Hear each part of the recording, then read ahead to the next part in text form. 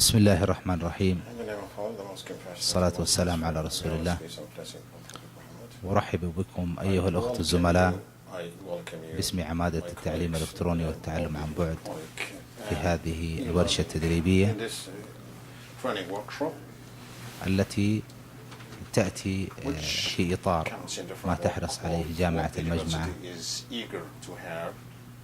بتزويدكم بكل ما هو جديد ومفيد، خصوصا فيما يتعلق بالعمل الأكاديمي. وبما أن الاختبارات في أساسها تقوم على عدد من المعايير، حينما لا تتوفر فيها هذه المعايير يصبح الحكم جائرا. لذلك دائما ما ننظر إلى التعليم إلى تكنولوجيا التعليم باعتبارها أنها مصدر للبحث عن الحلول.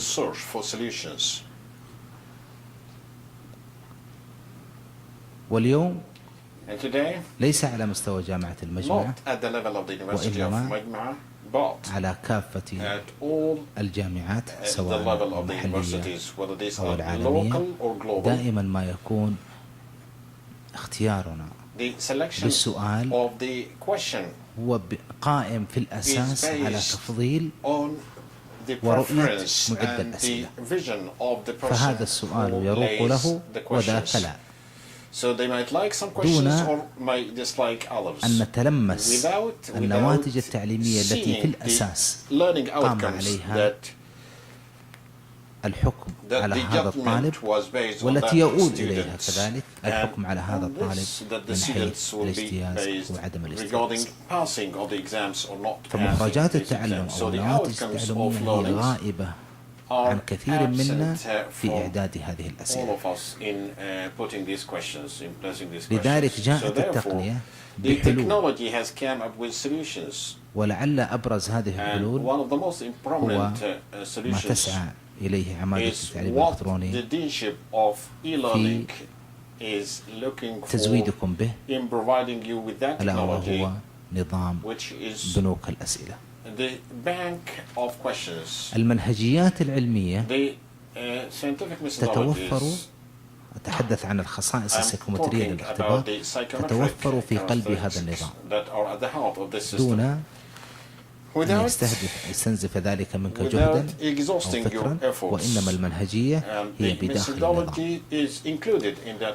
وبحسب ما علمته من الإخوان أن هذا النظام الذي يقوم في الأساس على بنك الأسئلة يقوم على دور الانتقائية أو التصفية أولا بأول.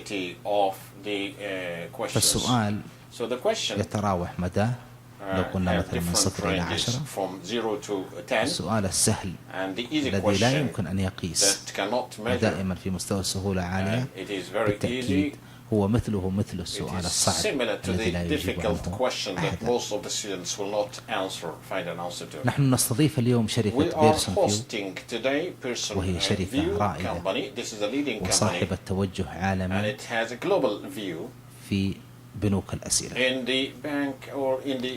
معنا خبراء دكتور ستيفن، والأستاذ أو عراب هذا المشروع الأستاذ بلال الصابوني. حينما تعرفنا على نظامهم حرصنا حقيقة على أن تكون جامعة المجمع رائدة في استخدامه. يتحدث النظام اليوم أو نظام بنك الأسئلة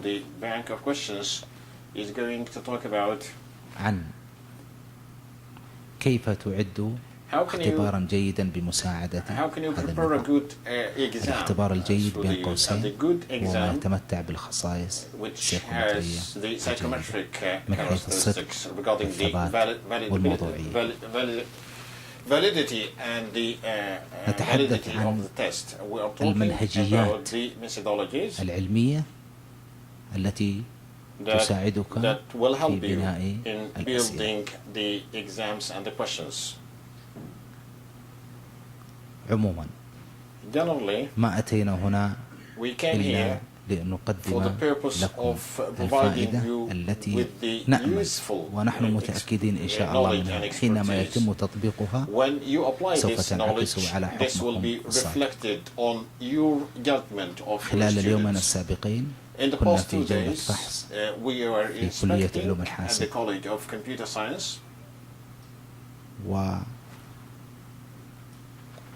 وحقيقة لا أقول إلا أننا وجدنا عملا مشرفا.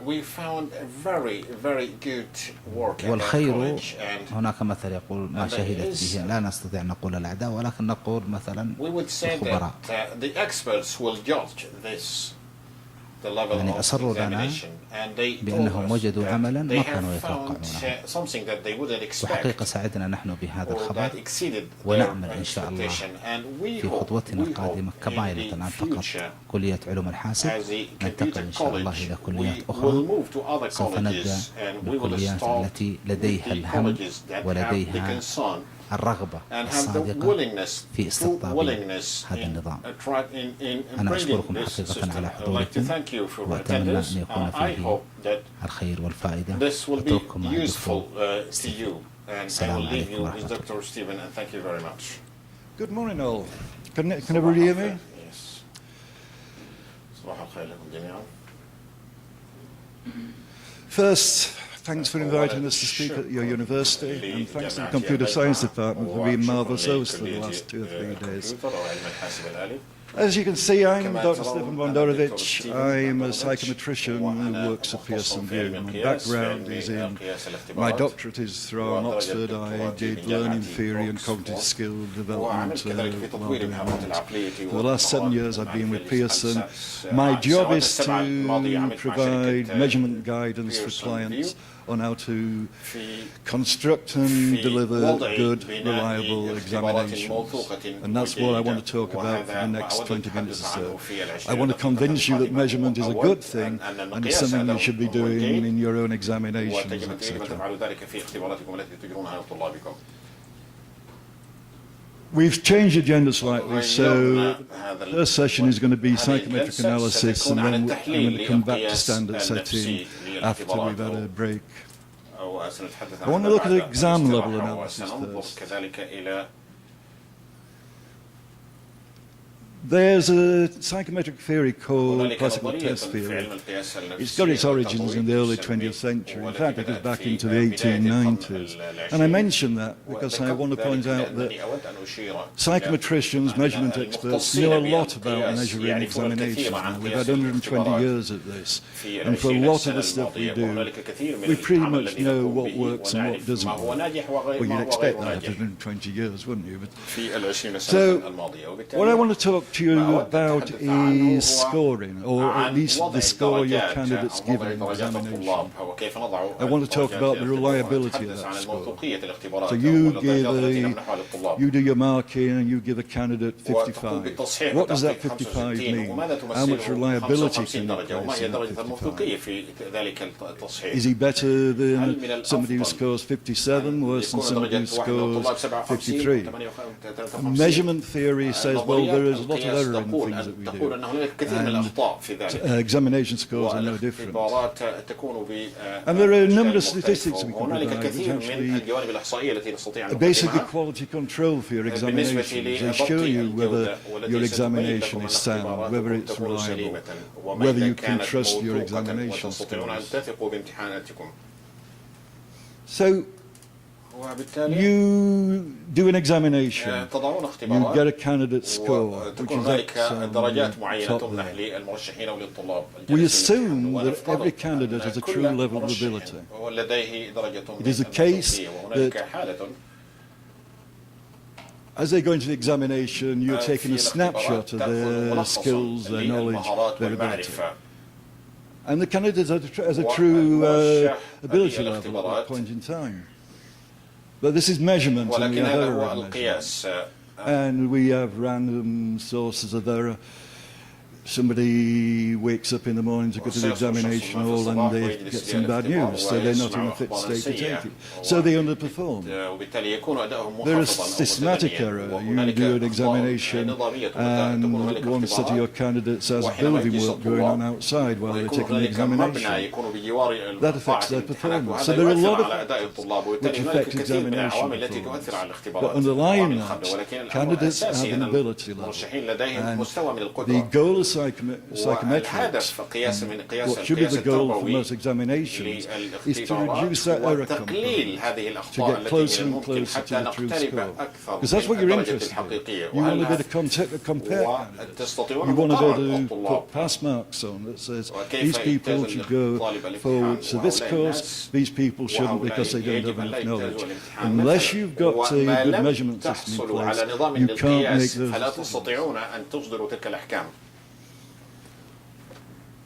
So tests are either unreliable or reliable. And reliability is the extent to which scores are dependable, they're repeatable for individual test takers. Say I took an examination yesterday and I scored 55. And say we could wipe my mind clean of what I'd just done and I took an examination today. I should score somewhere around 55. I won't, I may score 55. Yesterday I may score 57. 53. But the more reliable your examination, the more repeatable it is, the more your candidate scores zero in on the true level. So we have statistics to do these kind of things, and one statistic is the reliability coefficient, and it reflects the degree to which scores are free of measurement. And the one that's used in most cases is Cronbach's alpha, a name you don't need to remember, but that's the one that we tend to use. It ranges from 0 to 1. Good reliability is usually thought to be about 0.8. And I mean, to give you some kind of framework, an high-stakes examination where you may be selecting somebody to go through to medical practice or something, you'd expect reliability is about 0.9 to 0.95. 0.8, you'd expect it on kind of reasoning, intelligence. When you go down to behavioural instruments like personality, etc., you're probably talking about 0.6 to 7. Examinations need to work to get that number as high as they possibly can. The higher that number, the less error you've got in your examination. And reliability depends on a number of factors. Test length affects reliability. If you've got an examination with 30 items, it's not going to be reliable. It's a bad instrument just because there's so much error in there. So the longer the test, the more reliable. And test difficulty affects reliability. If your questions are much too difficult for your sample candidates, then your instrument's not going to be reliable. There's no information gaining from that. If your exam's too easy, it's not giving you reliability, because it's not measuring truability. So we quickly look at some of those factors. And this is probably why, and this is, honestly, this is the only equation I've got in this presentation. I had to do this one.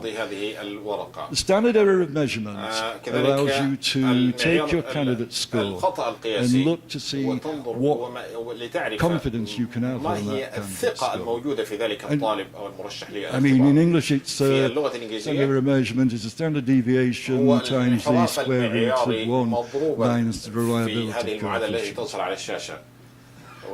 But consider the case where you've got a test with a mean score of 100. You've got a standard deviation of 12 on that, you've got reliability of 0.9, which is fairly high, and you've put a pass mark of 70 on that.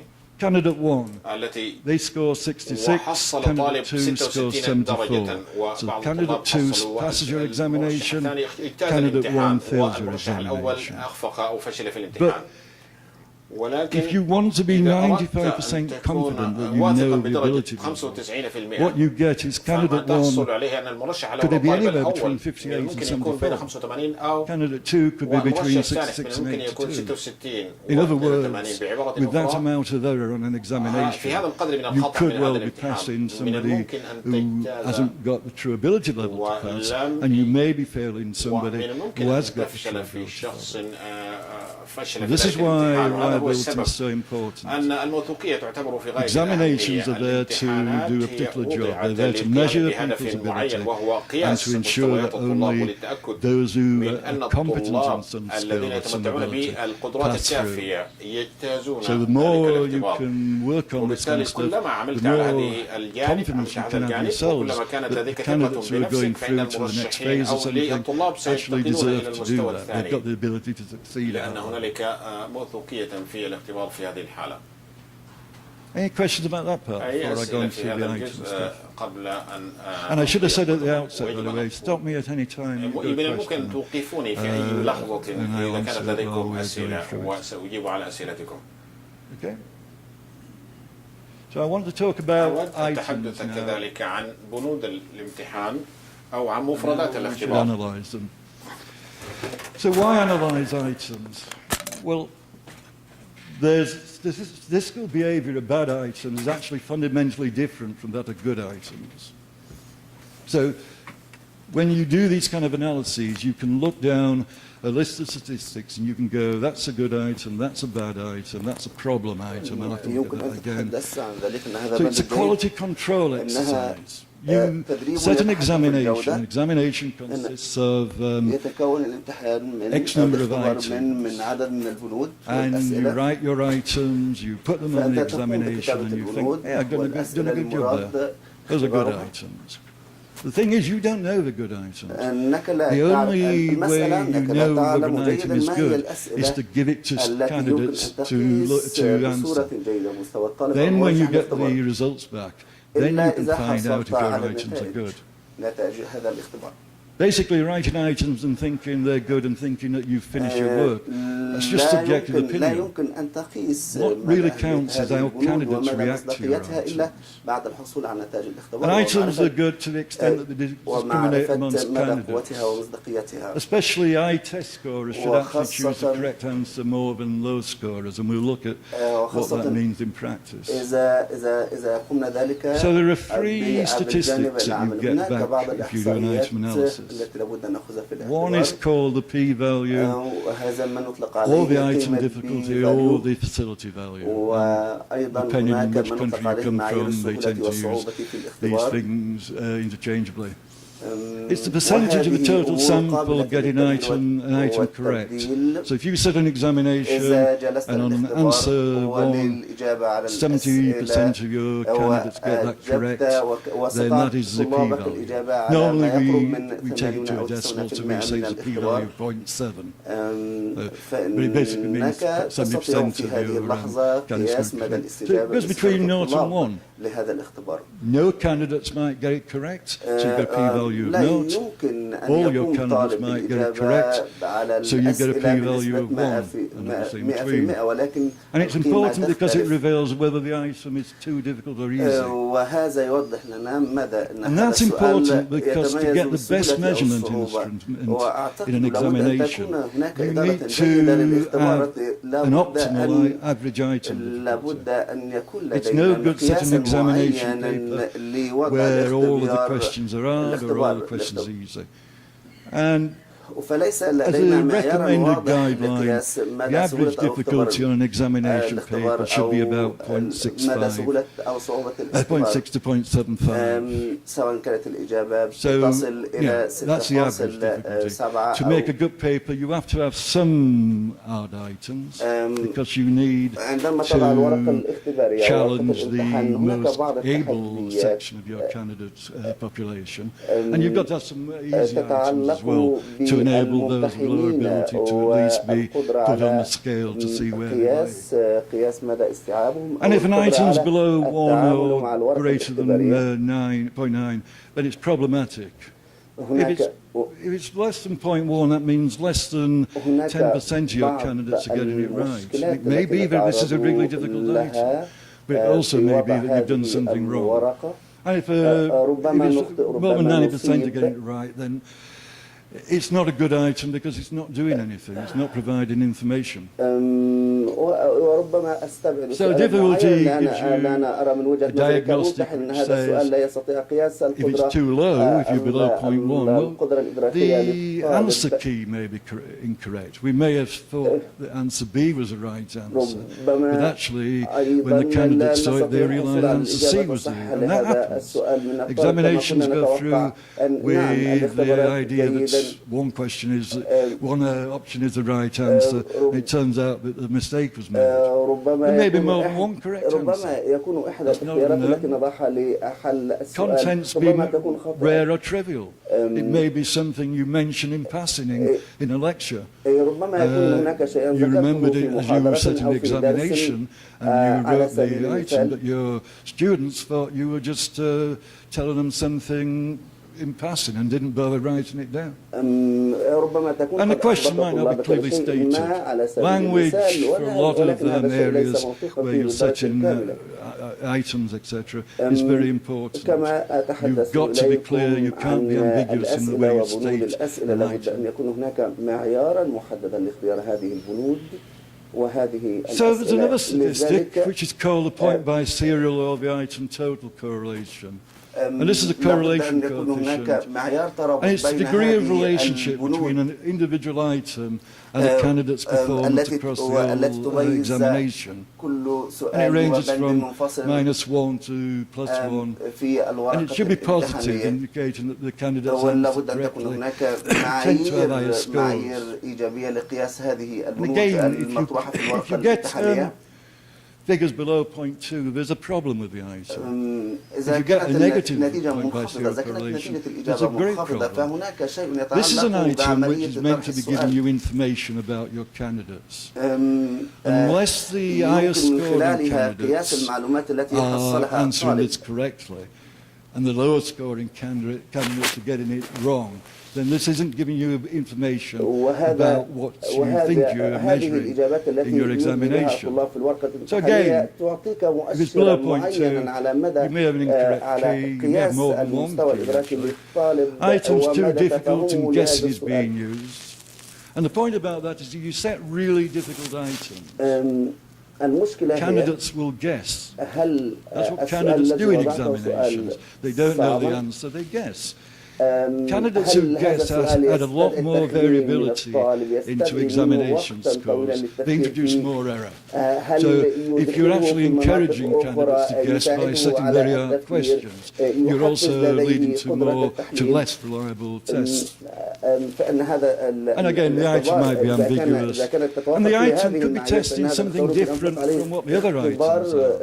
You have an examination which measures this particular ability, but you set an item where really the prime thing is reading ability, say, comprehension or something like that.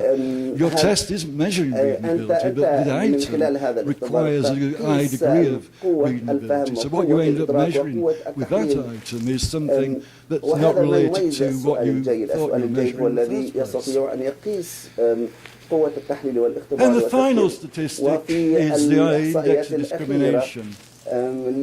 Basically what we do is we take the top 27% scorers, the bottom 27% scorers, and we look at their total scores, we look at their performance. If an item is good, it has to discriminate between the top scorers and the low scorers. That's what the item's there for. If an item's not doing that, it's a waste of space on your examination paper. You're taking up room where you could have had a better item. All an item has to do is give you information. Is this candidate good, is this candidate bad? So the index of discrimination looks at that, and you can see I've got three, they're made up examples. I've got three items, A, B and C. For A, 30% of the I group get that right, 10% of the low group. That's not a very good هناك 30% في المجموعة ألف. B's even worse. 96% of the I group get it correct. 84% get it correct. That item is not telling you anything. That item should be discarded and never used again. إذا كان هذا السؤال لا C is a good item. C, 80% of the I group get it correct. Only 20% of the low group. This item is discriminating. This item is telling you something about the ability of your candidates. And that's what an examination is for. It doesn't do that, then you shouldn't be doing it. And these are the only tools we have to decide whether other items are like. So you can do all the item writing, all the item writing, but you've got to follow through with the measurement of your items. This tells you the quality. This says, in my item bank I've got at least 5 items which should be thrown out straight away. I've got another 10 which badly need reworking before I ever think of using them again. And the final stage, and this really is more to do with multiple choice questions, but I mean in a multiple choice question, now I've got to find out how to go. In a multiple choice question, you've got a correct answer plus 3, 4 or 5 options which are incorrect. We call them distractors. So you can actually look at those distractors, those items which are put in there which are incorrect, and you can look to see how candidates are performing on them. So high-scoring candidates should select the correct option, low-scoring candidates should select randomly from distractors. Point is, if you've got a 5-option item, إذا كانت لديك خيارات تتكون من 5 بنود and say 60% of your candidates select the correct option, and 40% select one of the other options, and nobody selects 3 of the options, and you've got a bad item. The reason that we use multiple options is to reduce the effect of guessing. If you write bad distractors, you reduce the number of options and you increase the odds of the candidate getting an item right by guessing. So it's not the case that you only have to worry about writing the text for the item and putting in the correct answer. You've really got to work at these distractors. They've got to do what they're there for, to distract the people who are going to guess or have very poor ability. So it is the case that when you do this analysis, you want to see that all of your distractors attracted equally the same number of people to them. Okay, I think, did I do well? I think I'll just put do I need my headphones? Headphones? No, sorry, I wouldn't need my headphones on. I just need to answer your questions. Yes, certainly. يمكن أن أطرح سؤالا. I'm Dr. Zaman from the Faculty of Medicine here. Good morning. And we are using quite a lot of these SQs and SQs all the time. Okay. Is it better? Yeah. No. I have a few questions. Number one, I missed out how you calculated the point by serial.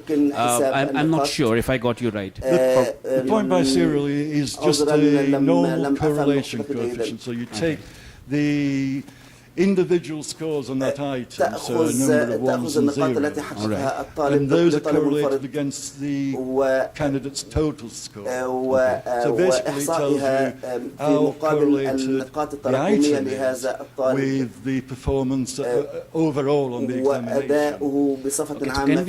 Do you suggest we can use it for the short essay questions or any type of descriptive questions as well, or only on? Short essay questions would be difficult. I mean, if it's a single, it's a single word line of text, and there's only 2 or 3 things they can write, then you could probably use it.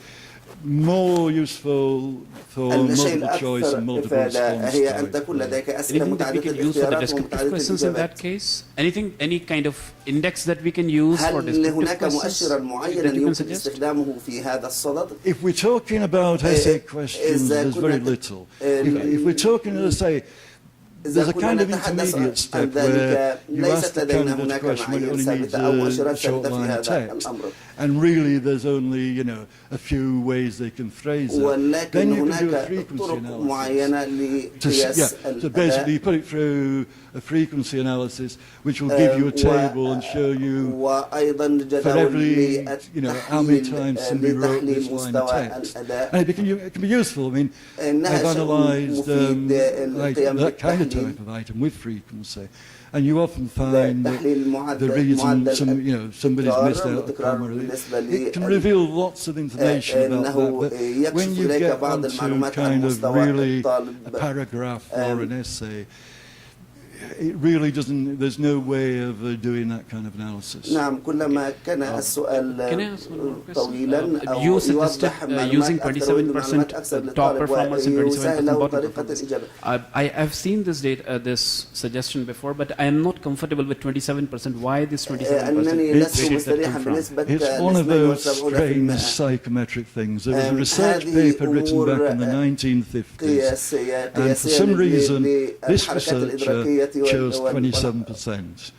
And one paper, everybody else picked up on this, and it's now a standard. In fact, I often use 33% because I think it's more rational. I've no research which says there's any difference when you do that. But it was that one thing. First person to do this discrimination index chose 27%. Everybody else has used 27%. Okay, just one last thing. Is there a minimum number of questions that you need to have, items, to get a good analysis result? Yes, I mean, using these kind of statistics, if you've got more than 100 candidates who've seen an item, then you're fine. If you've got 50, you can probably get away with it. Anything below 50 is problematic. I mean, I would say that even if you're below 50, as long as you don't take the figures as, you know, set in stone, they can give you an indication with even 20 clients. If you get an item and only 20 people have seen it, and all 20 of those get it incorrect, then it gives you an indication that maybe that is too difficult. But yeah, I mean, 100, fine, that's kind of the baseline sample size. 50 is reasonable, and I often do analysis with 50. Below 50, you've got to be careful. Sorry? I in reality have two branches of questions. The first branch, my question is whether or can we consider a point by serial correlation coefficient is an indicator for measuring constructive validity? This is the first branch. Let me give you the second branch. Chopin was one of the most famous test developers in the 1970s, especially in the computerized item banking, suggested different ranges for good tests. For good items. Can we consider the ranges you have suggested now for difficulty in disease and discrimination as a constant rule? Constant rule. Constant rule. All of these statistics are to a great extent sample dependent. So if you do 100 candidates today, and they happen to be, you do your analysis, and then you take 100 candidates tomorrow, for some reason that sample is different to that sample, then those statistics won't translate across. So to an extent, they're sample dependent. Depends on your examination population. If your examination population is fairly homogeneous, that they're basically, they all come to you with the same ability level, you know, very similar, then you're probably all right. But you need to treat them as sample dependent to start off with. Something which makes this for sure in latent rate theory, you know, latent rate theory or item response theory, the ICC, the item characteristic curve, is there's no rule to say that item is good or not, especially in the critical point. You see in the critical point, which is the derivative is zero. Critical point, derivative zero. This is an indicator that you have no way to judge whether the item good or not. After that critical point, you can judge. What can we do to judge whether the item is good or not using the ICC? Well, I mean, using the ICC, just to explain, what I've been talking about is classical test theory. What the gentleman is talking about is item response theory, which is a much newer theory. Yeah, I know you are saying about the classical test theory. But I mean, the answer to your question, I think, under item response theory or classical test theory, there are a number of items you will look at where the decision could go either way. They're not good and they're not bad. They're medium, they're average. And there's no set rule. I mean, there's no set rule for any of this. I suggest point 2 as a lower bound for the point by serial. Some people would say point 15. So it is a type of suggestion. It is a type of suggestion. There's no scientific rule that to say is between 20 up to 0.30 is good discrimination. It depends on the examinee themselves or in the total sample of that group.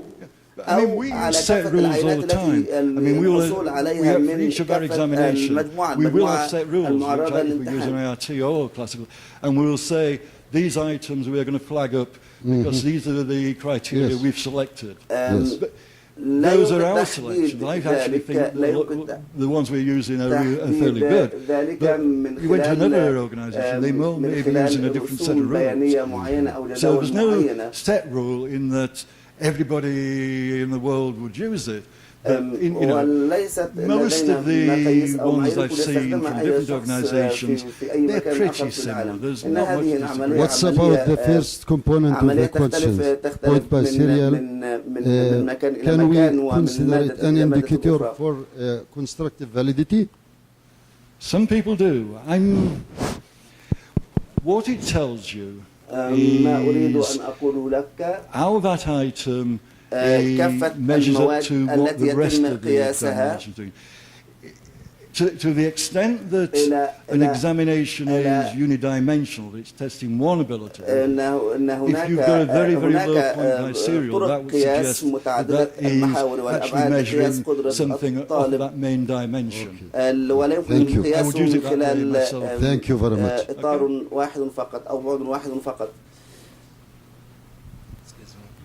Sorry. نحن نكتفي حقيقة بهذا الجزء. أنا أشكر الدكتور ستيفن. تجاوزنا الوقت المحدد بحدود 10 دقائق. كل أمل في الأسئلة التي تطرح بعد ذلك. أرجو أن يكون سؤال واحد وينتظر الإجابة.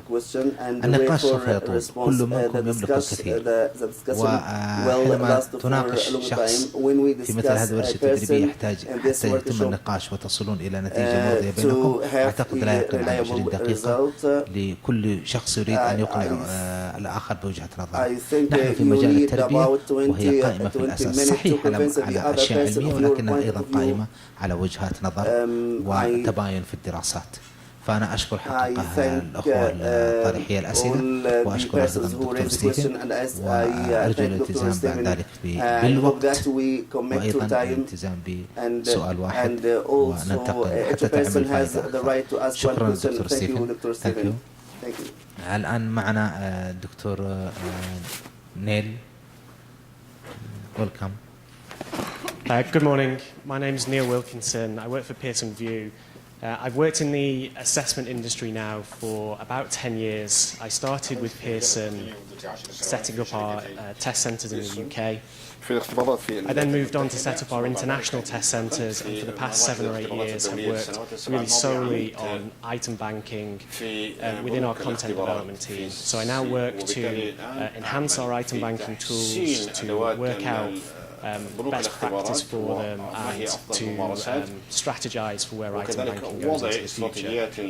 This morning, I'm going to talk to you a little about item writing and item writing guidelines. So this is really based on a bank of research that we use, and also just our practical experience in writing items.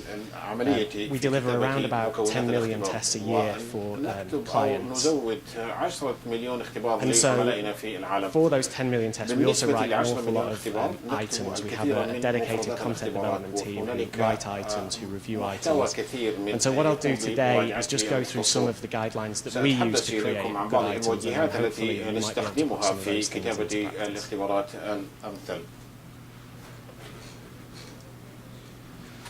So how do you go about creating good test items? Well, if we think of this on a couple of levels, first of all, those items should be face valid.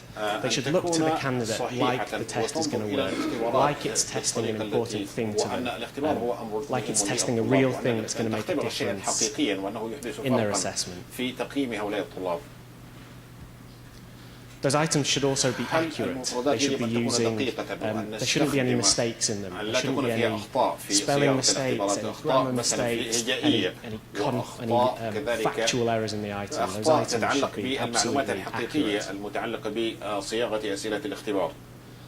They should be consistent with current practice. So in an IT exam, if the candidates are expected to use Office 2013, the question should be about Office 2013. If the medical exam, the candidates are expected to use some latest medical theory, then the test should be about that, not about something that they were using 10 years ago. So they should be absolutely consistent with the current practice in that industry. The items should be representative to a test blueprint. So when we start creating items, we should be writing to a syllabus for those items. So not just the top-level learning outcomes, but down to individual subjects within those items and then broken down even further. So items shouldn't be in the test unless they're against a particular blueprint within those tests. And the items should also be statistically appropriate, and that's what Dr. Stefan was talking about. When we put items on the test, we really want to know that those items are testing the right thing, that they work as an item, that they're good items, and so we can use statistics to show that. So how do you go about creating good test items? Well, they don't just happen by someone sitting down and creating good items. You have to put the right expertise in place, and I'll talk a little about what that means. You have to put the right processes in place. And you also have to have some efficient tools to create those items. Having individual bits of that doesn't necessarily work. You could have the best item writers, but without the right processes or the tools, you won't get the best items. لن تحصل على أفضل مكونات الاختبارات أو مفرداتها. So what do I mean by the right expertise? أقصده بالخبرة والمعرفة المناسبة والملائمة. Well, we think it's made up of a couple of things, but first of all, you need subject matter expertise. You can't write good items without having very knowledgeable people writing those items. You can't expect to create a good test without having people who in-depth know that subject. So you absolutely need to have the right item writers writing those items. So those might be your faculty members. They should be the people who know absolutely about that subject.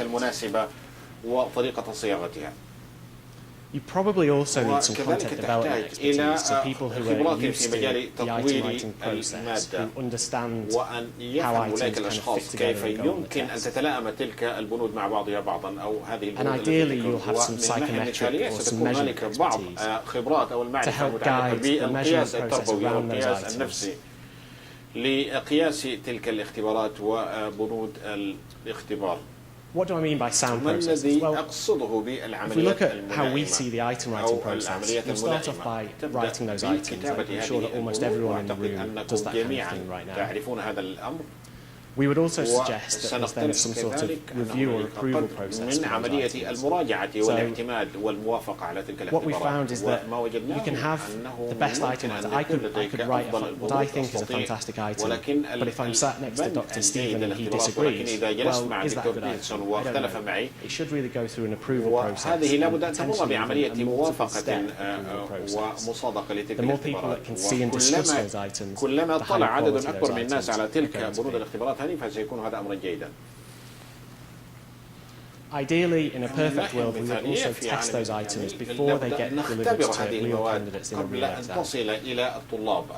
That's relatively simple in computer-based testing. في الاختبارات التي تعتمد على الاختبارات multiple choice items, خاصة في البنود التي في الاختبارات المتعلقة بالاختيار المتعدد. We could potentially use several items just as test items. Don't go to the candidate score. We can then use the statistics generated to infer something الجوانب about the الإحصائية quality of لتوليد the هذه المعلومات بالنسبة لجودة هذه الاختبارات. Ideally, again, we should review those items. So before they go into a live test to be delivered to candidates, we should review them, make sure that they work, make sure that those statistics are sound before we go into the test. سليمة لهذه الاختبارات. And then we should potentially do some analysis of our items. So if you have an item bank, that becomes a relatively simple process. You're looking at particular content areas and particular classifications and understanding where the gaps are to fill those. That then kind of works in a circular process. So this isn't something that you do once or once a year. This is a continuous process going around, writing items, reviewing items, testing them, and feeding them into the test. وإخضاعها أو أن يخضع الطلاب لتلك الاختبارات بعد ذلك. So a bit more about سأتحدث قليلا بعد ذلك عما نراه في هذه العينات. تبدأ بكتابة بنود الاختبارات. So if we do a gap analysis of the bank and we decide that we need some more items, so if we were to look at a sort of trivial example, if I was writing a test about football and I did a gap analysis and realised I needed more questions about Manchester United and more questions about Leeds United, I would probably want me as the subject matter expert of Manchester United to write those questions and Stefan to write the ones for Leeds United.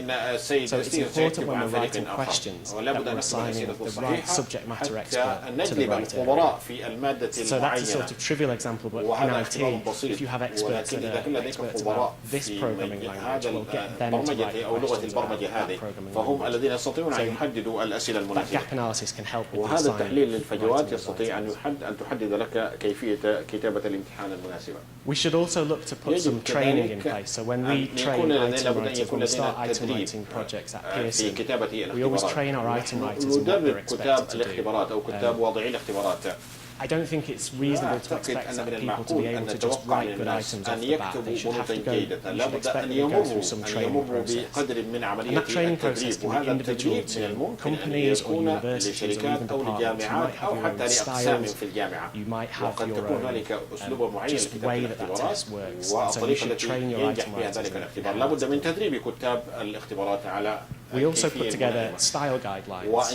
So that is for every item or every type of item, we put together, these are what we're expecting. So for a simple multiple choice, it might be that the instruction to the candidate is always the same. It could be select one or select multiple. For more complex questions, you can also put the same similar style guidelines.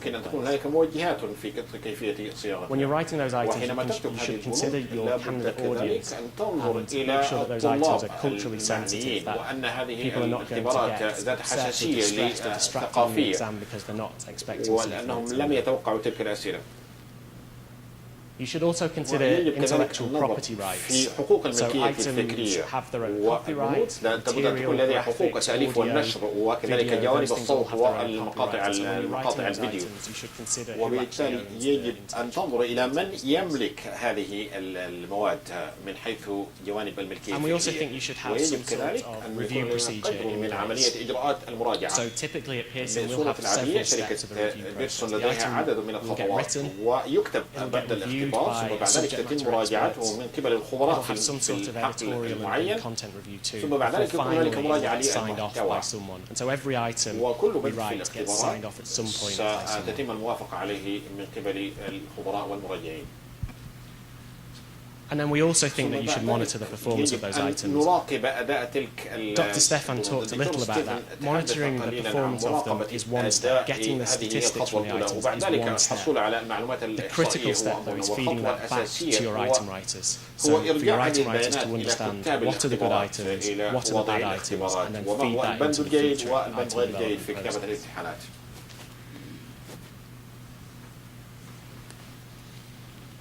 So why should we analyse items? Dr. Stefan talked about it. The behaviour of bad items is very different to the behaviour of good items.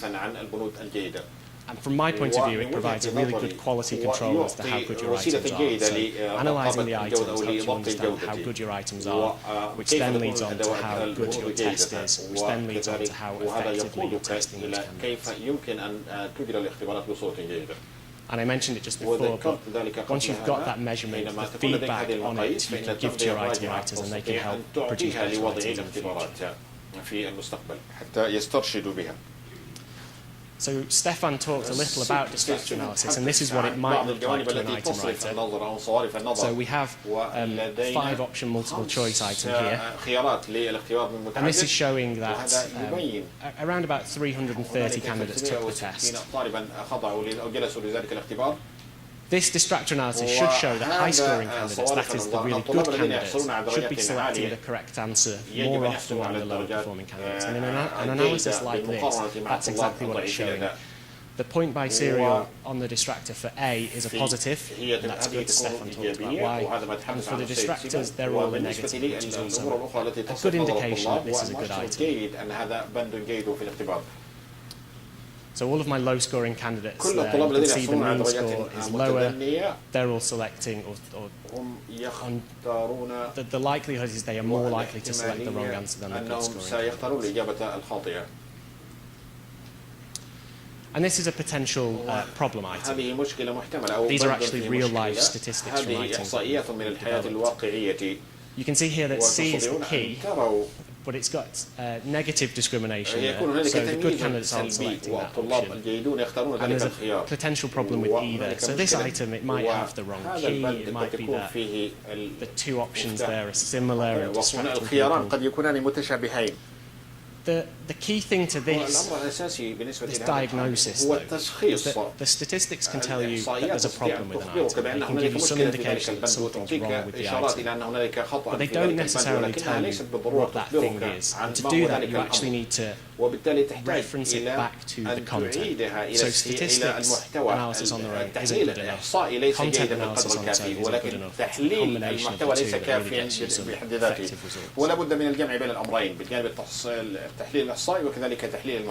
It's sometimes problematic to feed back those stats into the item authoring process, because you might write an item 6 months ago and it'll only be delivered a year later. But even so, even if you're not getting that instant feedback back, using those statistics can help inform your item development process. So we believe that you should share and discuss item performance. So you should look at the end of every sitting at which items are performing well and which items are not performing well, and share and discuss the reasons why. Sometimes those reasons are really obvious, sometimes they take a lot more thinking about, and sometimes you'll never understand why an item isn't performing well. But that sharing and that discussion of those items is important. And you shouldn't just look at the very bad items and get rid of those. You should consider the good items, you should consider the average items, and you should consider the bad items. You can then use the good items to inform your development process. So you can look at the top 10 items, work out what's good about them, potentially copy them, potentially slightly change them, or use them as your guideline for the future. And you should look at both the average and the poorly performing ones to do the same.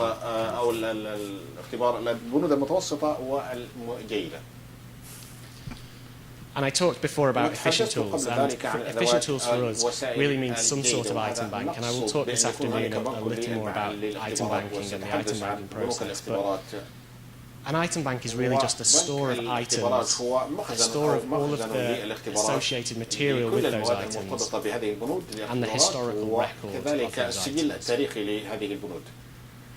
The kind of data that you probably want to store is obviously the content itself, the item itself. Who wrote the item? What type of item it is, multiple choice, short answer, you can have many different items, obviously. You probably want to store which content area that item sits in. That's extremely important.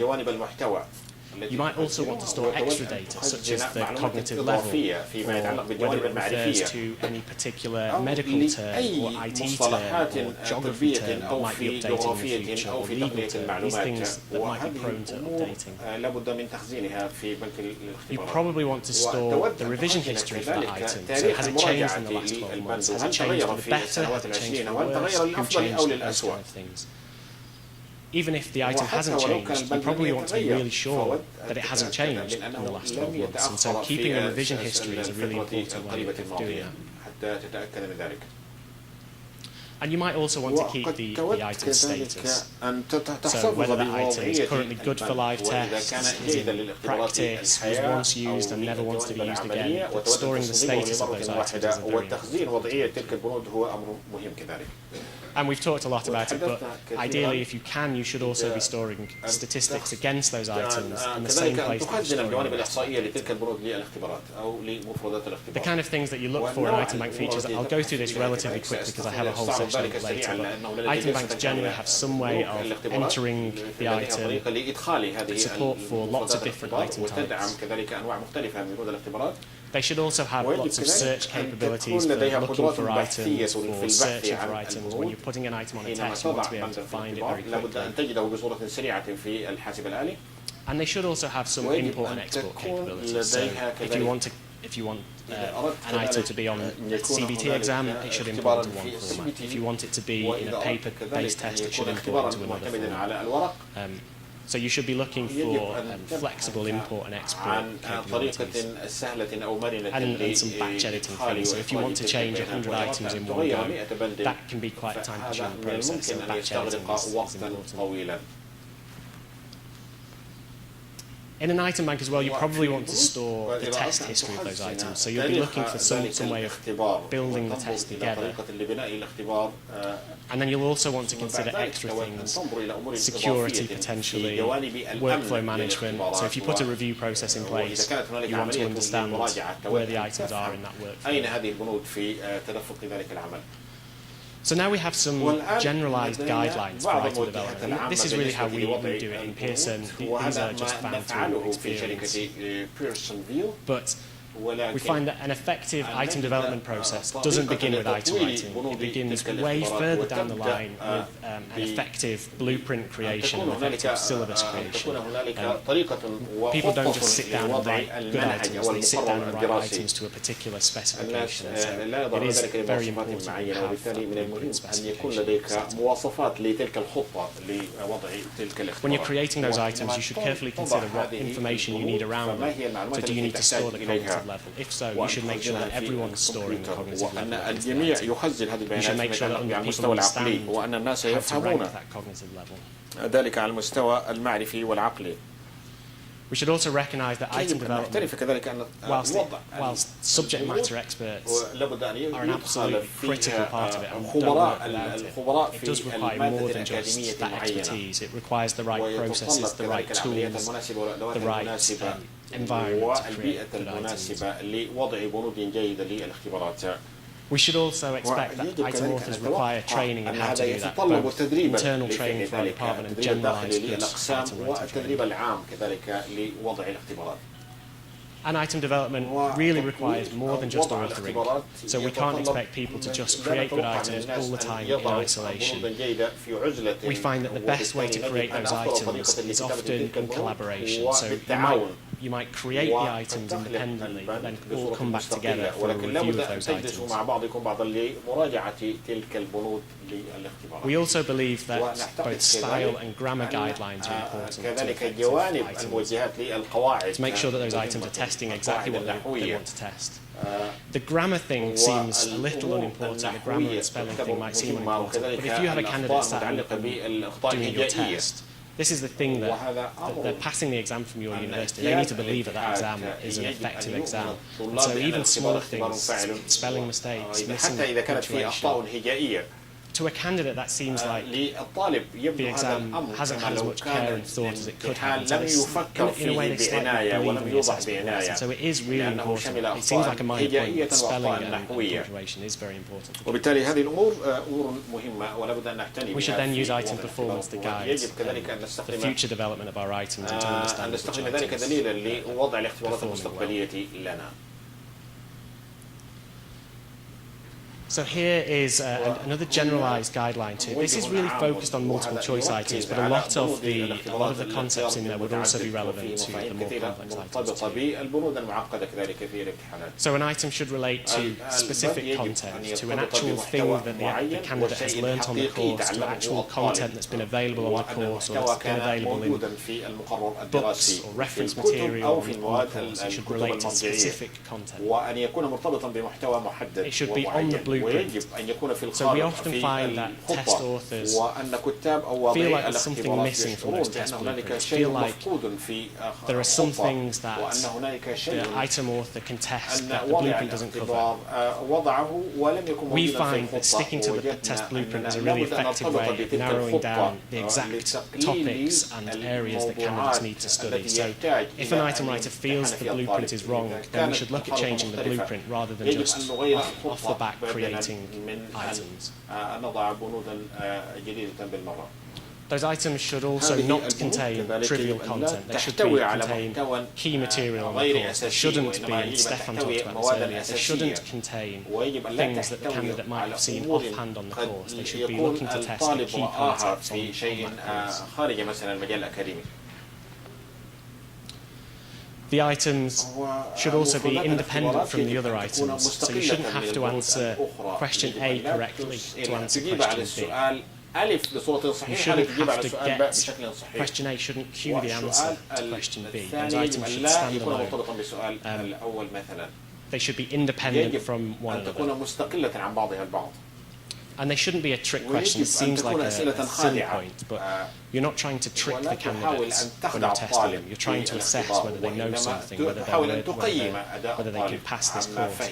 You're not trying to confuse them or trying to make them look at the wrong distractor. You're actually trying to assess their knowledge.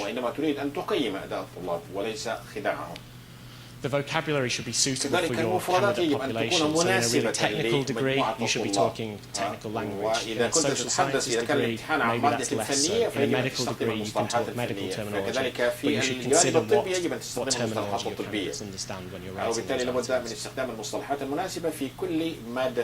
And the questions shouldn't be opinion-based. They shouldn't be something that you think. They should be things that are absolutely understood and known by your candidates. They shouldn't be based on your opinion.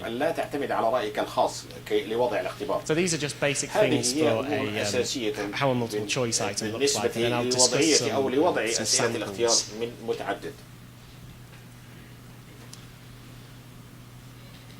So this is a very simple multiple choice item. We have a STEM at the top here, which city has been awarded the 2016 Olympics. We have a number of answer options at the bottom. 3 of those are distractors, and 1 of them is the correct answer. Distractors is not, I don't think it's a particularly great term. Those distractors are not there to kind of confuse the candidate or to distract them from the main answer. They're there to be plausible options. Every distractor there should be a reasonable choice for a candidate who doesn't understand the material. So I mentioned the last point of the previous slide was items shouldn't be opinion-based. So you should avoid the use of opinion-based material in items. So a poor STEM would be which are the best football team in the world, Barcelona, Manchester United, Atletico Madrid, because that answer would change based on what team it's supporting. A better STEM would be which football team won the championship in 1999. Actually, the answer to both those questions is the same, and it obviously is Manchester United. So, although I say don't use opinion-based, if it's about Manchester United. So you should place most of the phrasing in the stem. If you have a lot of words in the item, you should place most of the content in the stem there. So here is what we think is a poor example, where you have a small amount of text in the stem and very long distractors. I think there's a larger load on the candidates to go through that item. And so if possible, you should rewrite this type of question with more information in the stem. So a better question would be, what's the most frequent age, rather than trying to have really long distractors there. These are just sort of simple examples, but the point is that if you have a lot of text, you should put more of it in the stem than the distractors. You should avoid unnecessary wording if you can in those stems. So the top stem at the top has sort of 2 or 3 bits of information, and the candidate doesn't need to know those 2 or 3 bits of information. So if possible, you should simplify your stems to just the absolutely sort of necessary wording and not overload the candidate with extra things they don't need to know to answer the question.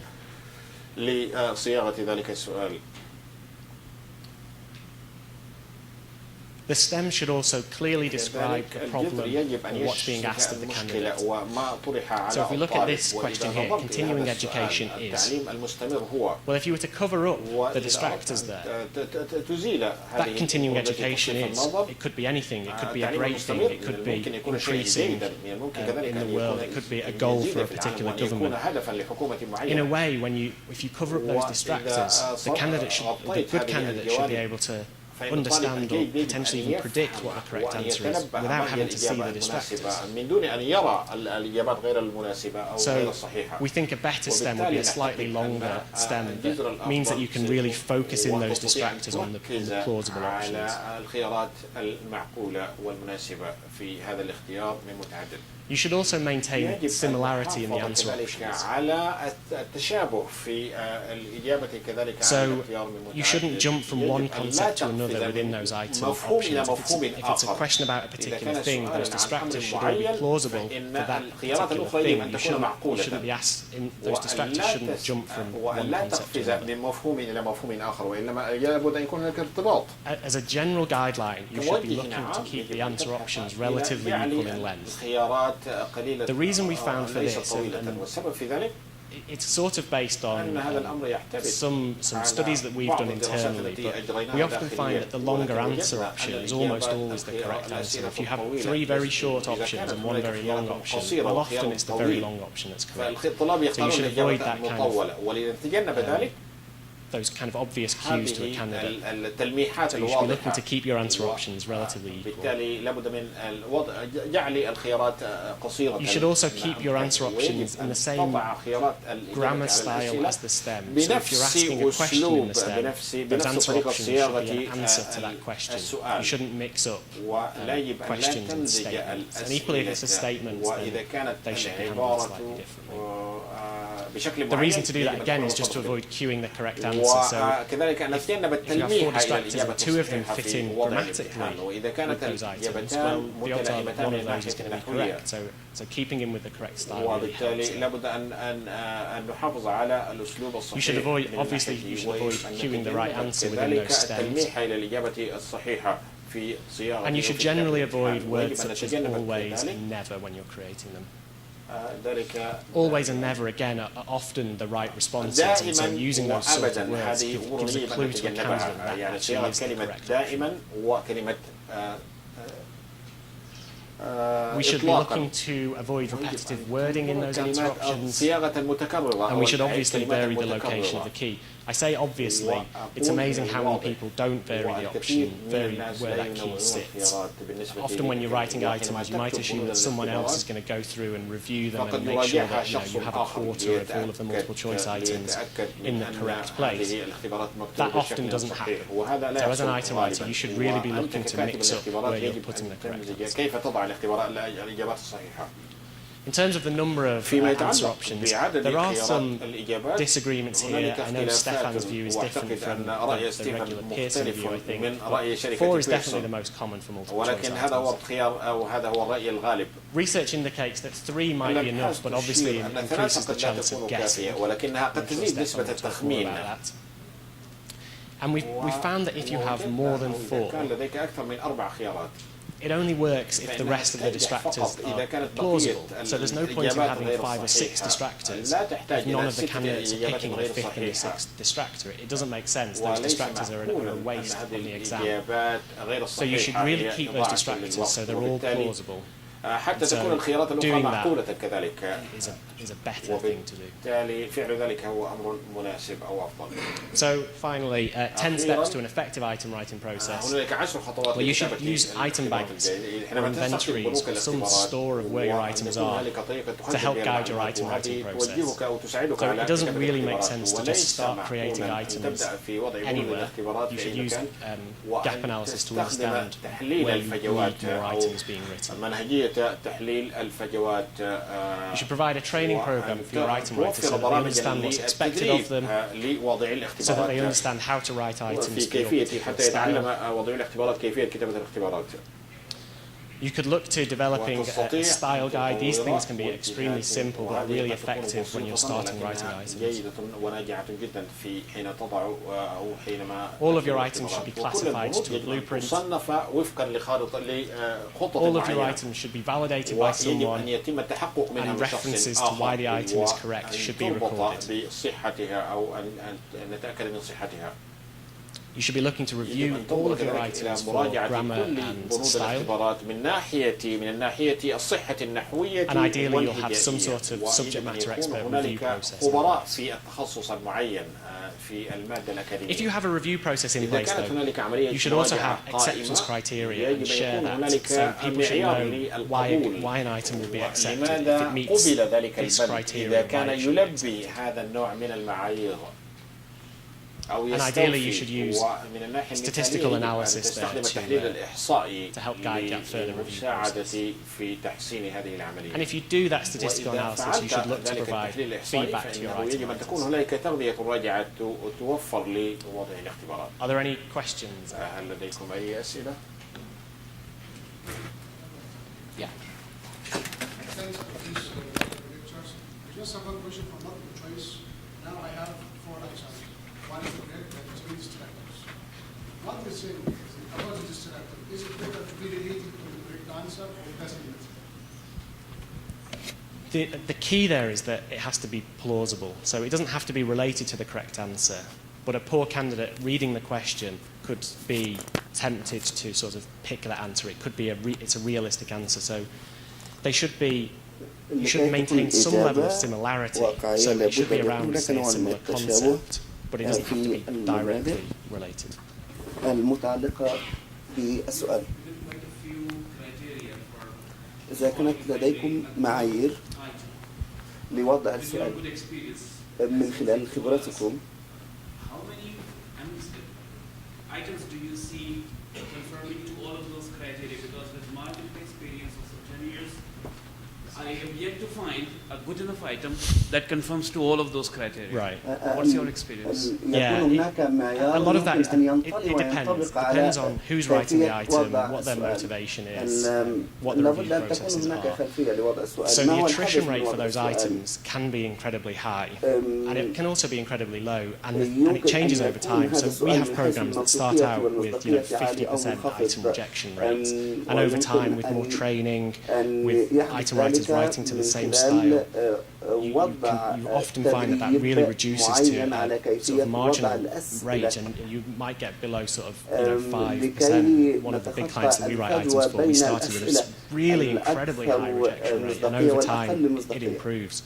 So there's no kind of fixed rate. The key is with that continuous performance loop that your item writing process should get better over time. You should be tracking that rejection rate and aiming to improve it in the future. But the key to doing that is to feed back what you know about the item back to the people who are writing the items. والمعلومات الخاصة بكيفية وضع هذا السؤال من خلال خبرتك العلمية.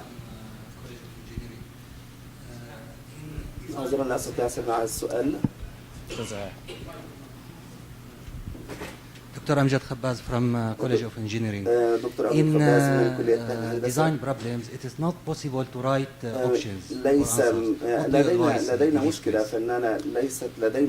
So if you can't write a multiple choice item, well, there are lots of reasons why you can't. I mean, if you're testing very high levels, then multiple choice items don't work. So those essay-style questions are perfectly acceptable. They generally test higher level cognitive skills. This item the presentation was around multiple choice items. The concepts about reviewing, about style guides, about consistency and work for the bigger items. So I can't give you a specific recommendation other than the feedback loop process, the consistency. That'll help you write better items. Thank you. We know that every item in the bank itself has an item information function, especially in the item response theory. Yeah. For example, is it important or is it urgent for the test developer to update the item information function every period? Yeah, I think Stefan might give a better answer to that. If I understood the question correctly, yes. I mean, once the statistics are updated, then you should be updating the information function as well. Yes. Thank you.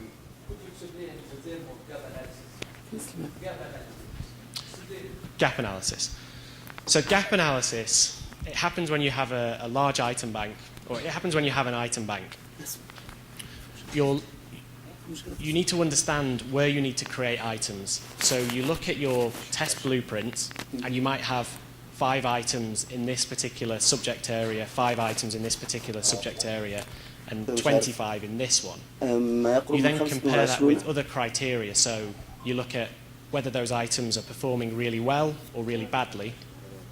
And the gap analysis then says, if I have 5 items here and they're not performing very well, that's where I should focus my efforts. If I have 20 items here and they're all performing well, I don't need to write items in this subject area. So the gap analysis is a way of efficiently filling up your item bank with items at many different levels without just writing items in every level.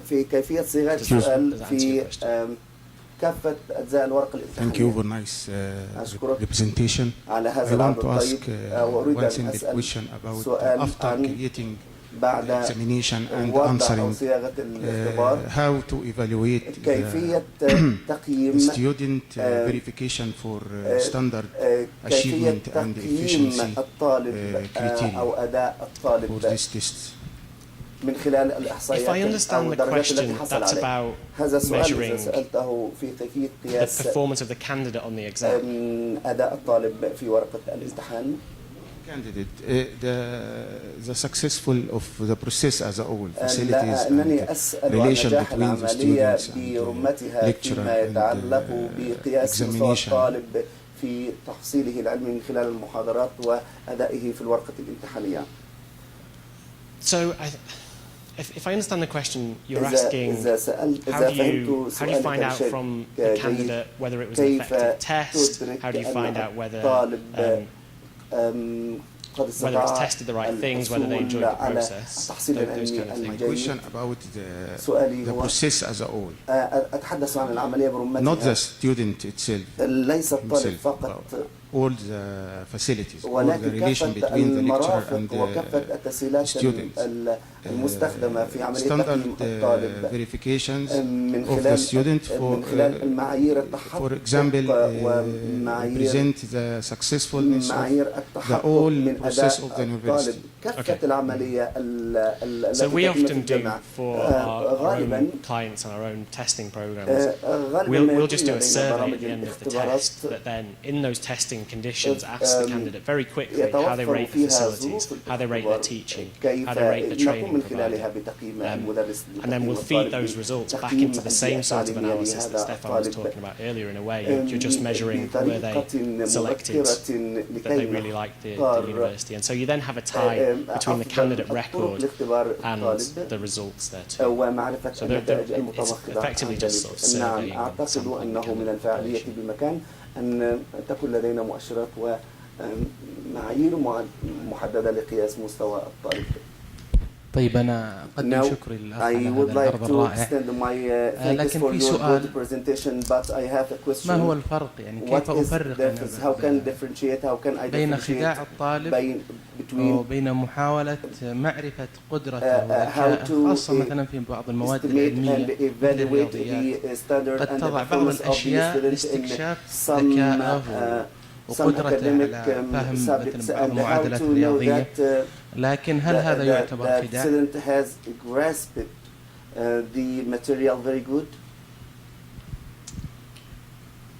I think some of those أعتقد أن بعض assessment questions.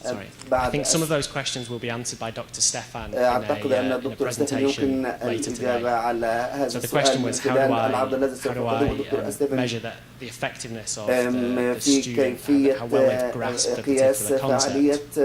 And I think that you're covering some of those مستوى الطالب topics وأدائه. later. No.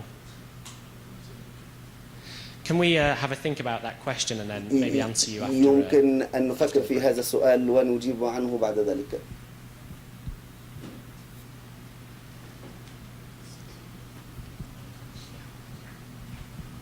Thank you very much. أشكركم.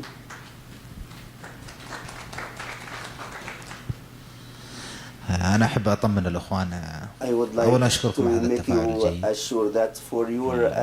المنهجية التي تحدث عنها بمشيئة الله سوف تقوم عمادة التعليم الإلكتروني بعملية طباعتها وتوزيعها على الكليات كمنهجية علمية وفق التوجهات العالمية في كيف تصنع اختبارا جيدا ويكون بمثابة مثل الجايد لاين مثل الدليل الذي يعرفك إن شاء الله بكتابة الاختبار. لا شك أنه معايير أو كتابة الأسئلة خاصة فيما يتعلق بصناعة أو فن الأسئلة المتعددة هي كثيرة جدا وتختلف يعني لكنها لا تتباين يعني لا تتضارب ولكنها تتسع حسب المدارس. بقي سؤال أنا أريدكم وأنتم رايحين إن شاء الله إذا كان عبد المجيد الإفطار جاهز سؤال بس يعني أسأل متى تنتهي علاقته؟ اسأل نفس سؤال أنا بسألك إياه وأنت بالله يفكر فيه بينك وبين نفسك. متى تنتهي علاقتك بأسئلتك التي تصنعها في الاختبار؟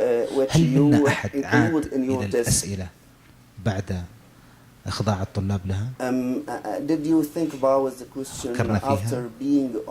مين من الطلاب اللي جاوب على مثلا السؤال الفلاني بدرجة عالية وبدرجة متوسطة؟ أين الخلل؟ أين الصعوبة؟ ممكن يكون الناس أجابوا عن هذا السؤال بطريقة خاطئة أو أجمعوا على الطريقة الخطأ.